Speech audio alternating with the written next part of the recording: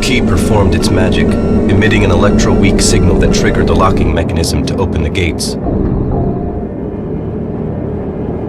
I had survived, as had many hopes and fears. What awaited me behind these gates? Would I find myself overwhelmed by the spirit of the 22nd century? Would I happen upon traces of my ancestor? And would I find the angel's tears? I steered into the heart of darkness, docked, and disembarked. It was a shipyard, and in front of me I could see the gigantic work of William Drake MacGregor, Earl of Midlothian. Here his mind had been at work. Here the visions he and his friends shared had become reality. Here they might have founded the bond whose rules we have been following. There lay his last ship, the Revelation, for centuries silent. My reverence at the sight of her gave me chills. Revelation. The Revelation. But the shipyard, large as it was only a part of what awaited me. I became afraid. The weight of 500 years of silence and secrets overwhelming me. An icy fear took hold. Would I ever see Angelina and the others again? Was a revelation waiting for me, or... But it was so different. Here I could feel the presence of an unusual... Grandmother's old stories suddenly crossed my mind. So this was where MacGregor had taken the strange creature. I wandered through the foreign world, the blood pounding in my head. The excitement and fear made my heart beat like a machine on the verge of breakdown. The complex was huge. Apparently MacGregor had been the head of a gigantic corporate research and engineering facility. Just the discovery of such a fortress untouched from surface times would bring us billions of credits. But it wasn't the thought of all that money that haunted me. There was something else.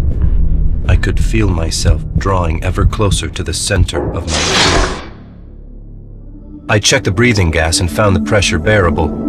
I took off my helmet and, for the first time, breathed air from a time long gone. MacGregor had known someone would come, and he had provided for them. 500 years later.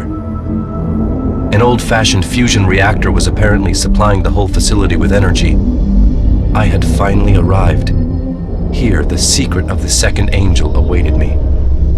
And the second angel sounded, and as it were a great mountain burning with fire was cast into the sea. And the third part of the sea became blood, and the third part of the creatures which were in the sea and had life died. And the third part of the ships were destroyed, said the records. I had no idea what that meant. Something would fall into the sea and change it, destroying its inhabitants. The angel looked sad and patient, as if it had taken little effort to wait so long. From Aqua's data channels, I knew what I saw in front of me. An antique pendulum clock used long ago in surface times. I did not know who or what caused me to swing the pendulum, but I no longer had control of my own senses or of what would happen to me. Far away I heard a melody. It seemed strange, yet so familiar, and then beyond.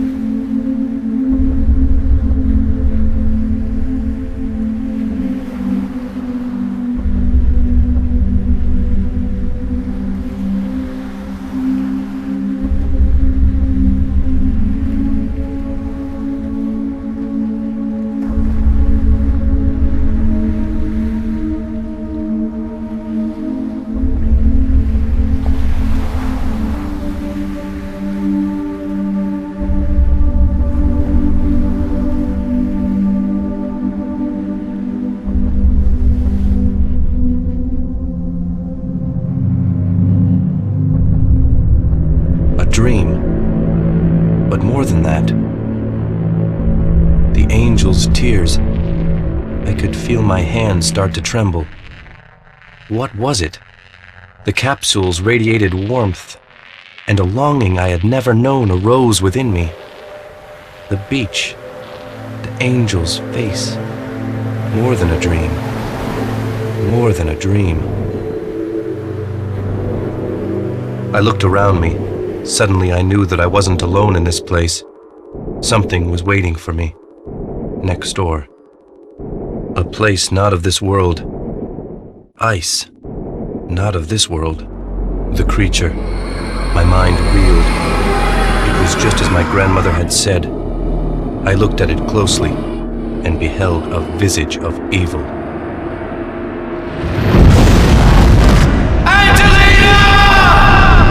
My eyes were blind, but I could hear Angelina burst into the room. I knew she wouldn't leave me alone, and I was grateful when I felt her presence.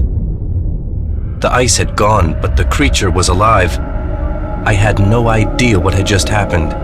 Dream, truth, and vision were swirling through my mind, and reality was far more horrifying than I imagined it could be. I heard Stony, Animal, and Fuzzyhead docking below. Stony was shouting enthusiastically.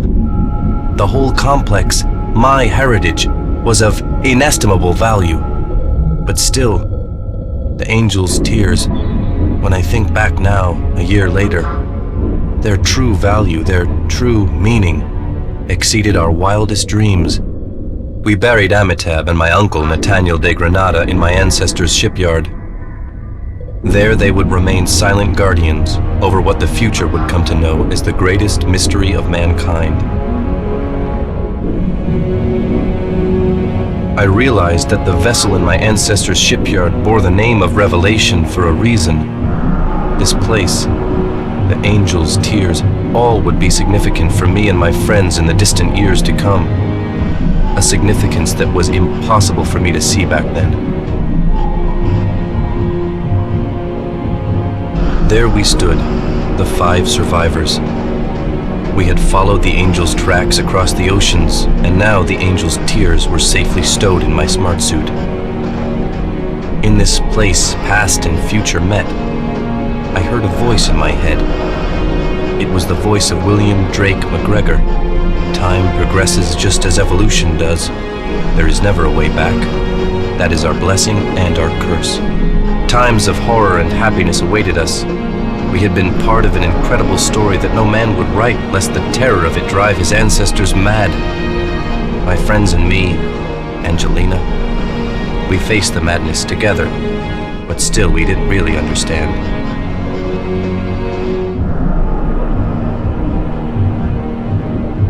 Yet what I've told you is nothing compared to what was in store for us. We have become rich. Because of the angel's tears, we live like dukes of the clans union. And we have power.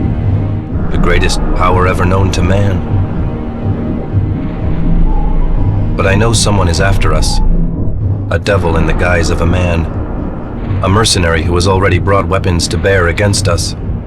Someday he will appear in front of our palace, intent on ending our lives. I know his name. And you know his name as well. But that is another story.